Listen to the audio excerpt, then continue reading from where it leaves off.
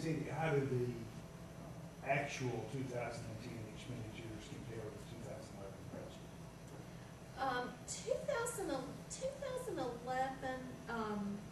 2010 looks like it's going to be approximately between 5.6 and 5.8 million.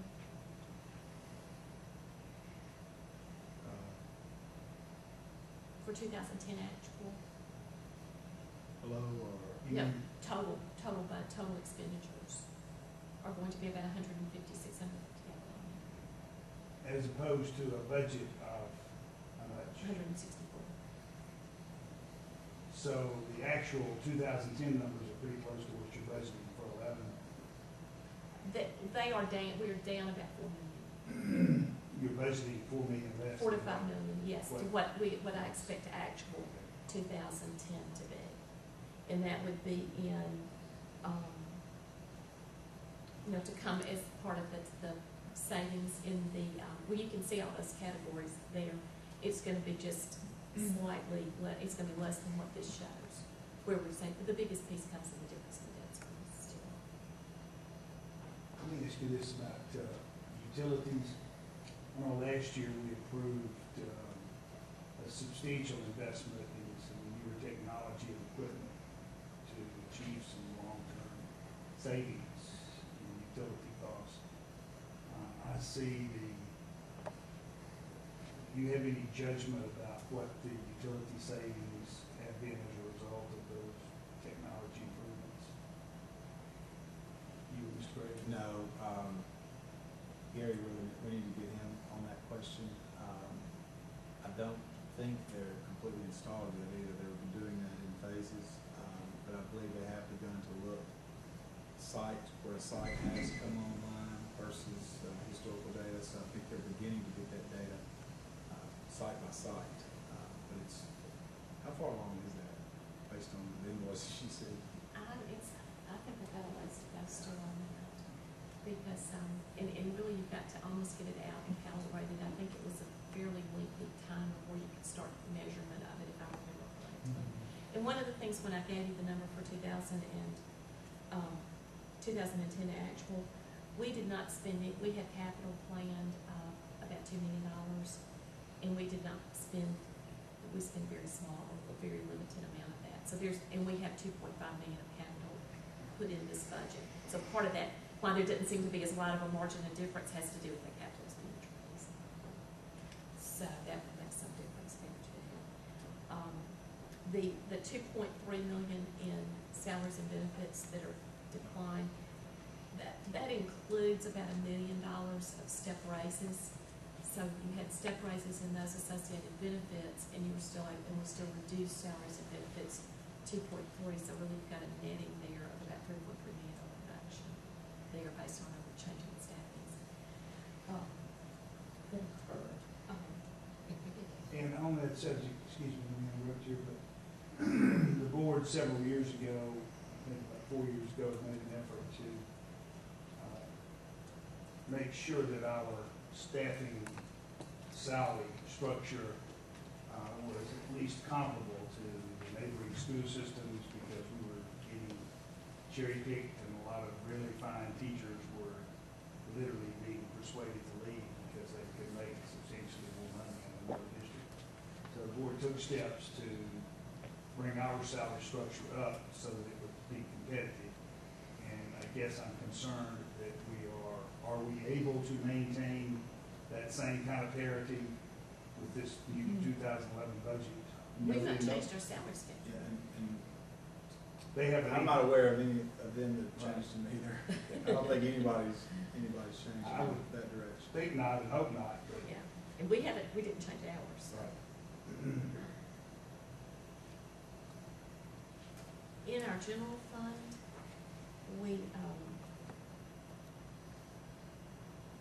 we have budgeted $121 million, and that's where I was talking about, almost 87% of it is determined in April when we go through staffing, when salaries and benefits are set.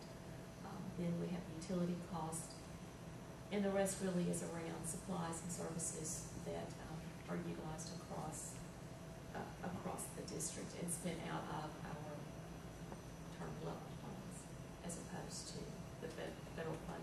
state or the school's funds, that would not be inclusive of those. Here's our staffing summary. We decreased in overall units between 2011 and the budget for 2010, which the actual for 2010 would have been pretty close. We probably had some vacancies that came up that we didn't fill, so if we ran the number at the end of the year, it would be a little bit down just from not filling vacancies. But we are down 36, 38 FTE over the prior year, and this does not include the changes that we made to the extended day program.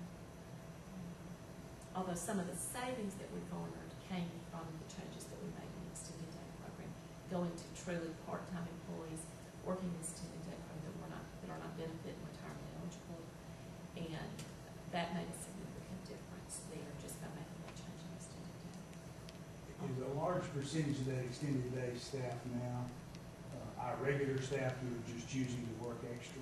No, No. none of it is. We don't have any that do that. Part-time folks. Yes, we have, it's a mix. About half are truly extended day workers, but that's how they're employed, and the other half are part-time extended day workers who are not they work 3.5 hours a day. So it's not cost effective then for a current employee to work, you pay overtime hours, is that what you're saying? It can be. It can be. Usually it's hard to get someone who wants to do that to be a full-time position. We're looking at, and we're working through whether or not that if they can sub. I don't know that we've got the final answer on teacher subbing yet. We've been looking through that as we've gone through getting that restructure of that program done to see what works. But those are people who we go out and post jobs for and hire as What is the overtime requirement for teachers? How many hours? Riley, What did you say? wake up, please. The reason I was asking, I thought that was one of the principles for adjusting the extended day programs, because being more site-based managed, taking advantage of teachers who want to participate Well, there. That is at their discretion. The principal, when I asked the question, the principal, some of them said, oh yeah, we'll have it. Some said, no, ours basically on the interest. So I mean, that's something they can have if they have. But we're only a few weeks into it. We're still working through it. We're building as we go. We're building it as we go, so to speak. But, and really what we were hoping to do, and what I think the principals are hoping to do, is to bring the teachers in on spot basis for enrichment with the children, and to work with that in tutorials. And we're working through the mechanics of all that right now. But for the full time, they're every day watching those kiddos after school, their mom or dad picks them up. We need people that, we're going to be there to do that, so we're working with that.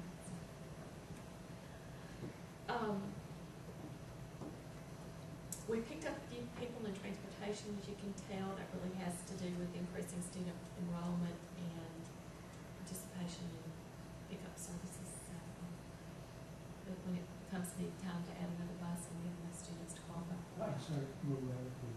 When we have enough time for people to qualify for the route, we have to add not a new bus, but a driver. So. This is our budget. It broke down our categories for next year. You can see that our revenues of $149 million, reduced by our expenditures of $154.8 million, result in us having a negative of $5.1 million, which when we What page is it? I don't think it's a page. I don't believe it's a page. 26. Could be. No, I don't No. think it's. I don't think it's in the hearing doc. It's in the front part of the book. It's a different presentation. The equivalent in different versions starts on 26. Yeah, it's a different version. This one just fits nicely on the screen. Which, if you recall, from our planned spend down of the debt service fund, being in the range of down $5 to $6 million is pretty much where we would anticipate to be, given we've got to work that debt service amount down. We've got 8.6 million decrease in the debt service fund, included in the budget, which is a little bit more than the 5, but certainly more than the tolerance rate, because it leaves us overall down about 5 million, and 5 to 6 would be what we would anticipate to work down that debt service fund. If you recall back in 2008, we were negative about $6 million, which this puts us back at pretty much the same spot from a pluses and a minuses standpoint as we were in 2008. Certainly not from the way we run the school district and what's happening with some of the things we're asking of our employees and our parents to do, but it's certainly much better than the number that we looked at last year. It was a negative $20 million. So the majority of that 15 million differential is probably due to debt service. it's debt service, it's that additional jobs fund money. It's also about, I'm gonna have that number here, I don't have it in front of me now. It's all those other changes. It's all those other changes that we made down the pike. And those really are the changes that'll continue to benefit the district as we go along. And we have to continue to look and see where we can go to do the things that we need to do to keep us back to that original precept of the task force, the financial capability to provide quality education for the long term. And so I really applaud all of our employees and our department heads and our school principals for working with us to go through these times and to really look and scrub and see where we can change some of our ways we operate and look for additional efficiencies and be able to present this budget. So we're a little under 5% under budget line. Check the right. 5%. But with a fund balance of 10 or so months, so you're talking about a decrease, and I'm guessing under the numbers of a half a month over the course of a year, with your threshold being 3. So when we talked in the past about turning the ship, we've turned it a lot in the last 2 years. And I think we're well positioned for the way the funding's come through. I think we're well positioned to continue to manage and operate the school district as we see what's coming in 2012. I don't think it's going to get any easier when 2012 comes, but I think we're well positioned for it. And we've had to take hard looks and make hard decisions, but I think it's been the right thing to do. And we said we wanted to kind of level into this because we didn't want to just spend and then fall off. We wanted to level into it, and I think this demonstrates the work effort that the whole district administration is involved in. Do you have the 2 million from the city in here? Yes, I did. Thank you for reminding me. I did go ahead and include that because it sounds pretty firm. It doesn't sound like it's going to change, so we did include that 2 million. City money's in, but proration is not. Yeah. Proration may exceed the city. Yeah. It is the, Which one lines back? all of the, Okay.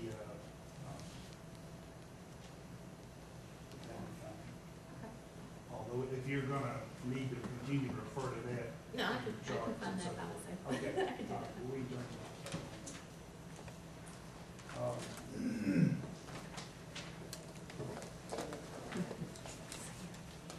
All of the red heat we saw, those savings that had been achieved in a variety of ways to position us where we are.